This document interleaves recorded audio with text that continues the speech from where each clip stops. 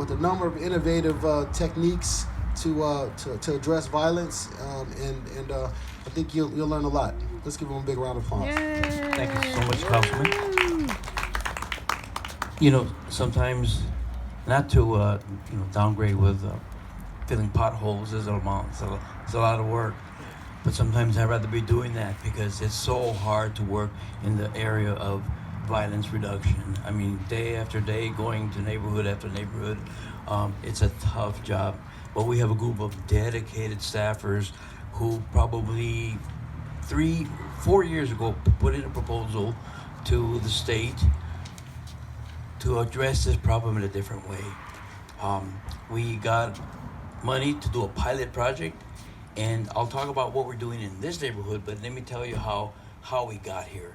We started in the Washington neighborhood, and in the Washington neighborhood, we had 2 goals in this pilot project. Number 1 was to develop a gun violence response system, right? A protocol for what we do after a shooting.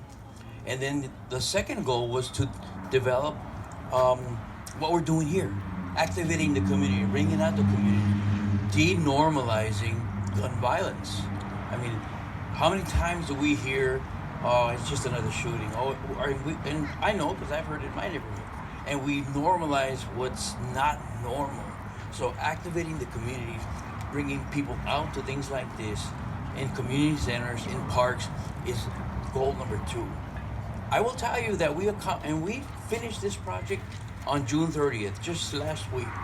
And here's what we found out.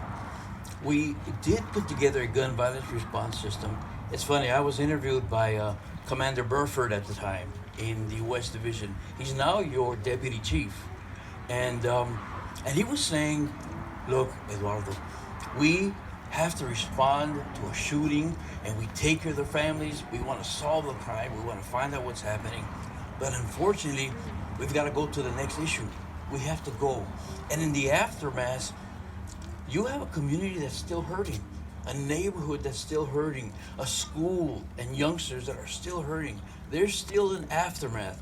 Well, we piloted a program to do something about it. And so in our response protocol, we did this. After police, let me step back. This problem of addressing gun violence is not just a police problem. Not at all. I mean, that might be suppression or addressing it at the immediate level.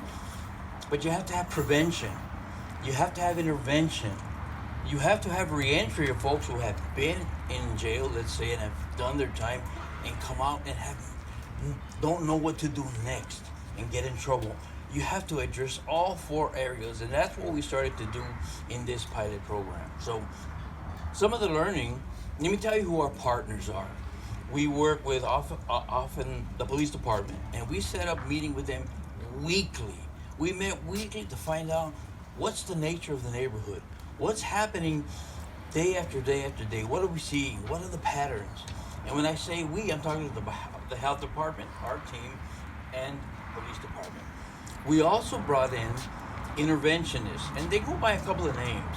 Interventionists are folks who have lived a life, have maybe are ex-gang members and said, you know what, this is not the life for me, my children, my community. And they go back and repay their community by educating youngsters to get them out of that path, okay? So these interventions are very important because they're tied to the community. They can do things that law enforcement can't. They're in the crevices and the places where the youngsters need somebody to connect with to get them out of that. So we hired an intervention company, and it's a nonprofit, been around for 100 years. And they were our interventionists, and they're peacekeepers as work with us and law enforcement after a shooting. They came in to find out, how did the shooting affect the neighborhood? Okay, how did it affect the school, the park, the apartment complex? I mean, so once they come in to do that, they're not there to solve the crime. That's the police business. They're trying to find out how to prevent the next shooting. They're trying to find out what can we do with the neighborhood to make it safer, to make it better. And in that, they make contact with youngsters who are in that path. And we connect them to case management. Where if youngsters come to us and say, you know what, we need something to do. We need to get tattoo removal. We need to get a way back into school because we sort of got kicked out. Okay, there's a lot of what intervention workers and peace workers did was not to demonize those youngsters that are committing all the havoc in the city, but what is to say, how can I help you get out of that path? Now, granted, you can't convince somebody. If they're not ready, they're going to do what they're going to do. But most of these youngsters were victims of violence themselves. They got there because there was nobody home. They got there because they were beaten by whoever was home. There's a variety of reasons of neglect and I'm going to get a water. of neglect and drug abuse and alcohol abuse in the family. Nothing to do at home. So those are the kinds of things that our intervention workers started to address. And they connected them with case management to get them connected to the services that they needed to get out of that path. Oh, thank you.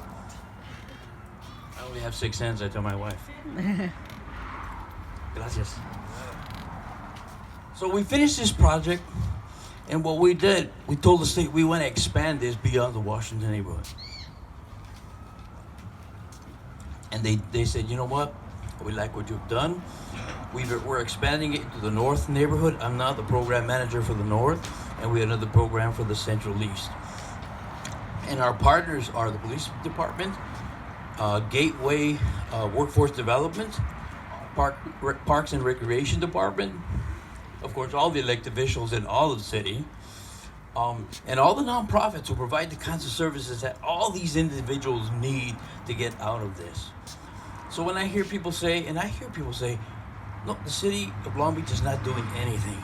There's a lot being done, but you just got to be real prescriptive. You just can't run around and put people in prison and take them out of their home. And that's not doing justice to the larger problem. Again, I talked about, yes, of course, enforcement, right, and suppression. If there's danger to the community, the law enforcement does that, but you have to do intervention.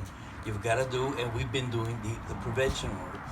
We've put a request for proposals out, which I think closes at the end of this month, for hopefully 4 more agencies to do something that was done in this last Washington neighborhood project pilot.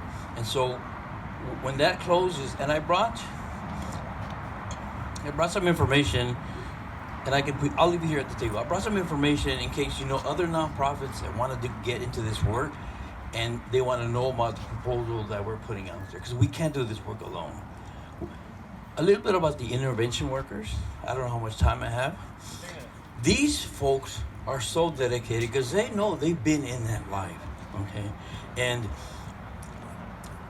these folks see this day to day. They lived it day to day, so we have to take care of our intervention workers.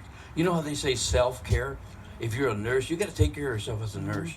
In any profession, you can't overdo it. Well, we have to pay real close attention to these intervention workers who are not law enforcement officers, but came from the communities that they serve, came from the neighborhoods that are causing the problems that we see in the city. So this area here is still, in terms of gun violence, it's still responsive. I don't want to say reactive, but certainly responsive. Okay, so we're responding to an incident or responding to a situation. But I want to talk about another office, which is Advancing Peace. Now they're the arm who comes to do the work. 2 minutes. They're the arm who come to do the prevention work. They want to find out from a community what can be done. They want to hear your ideas and your approaches for doing this work better in your communities. Because we don't know it. You know it. You live here. Okay.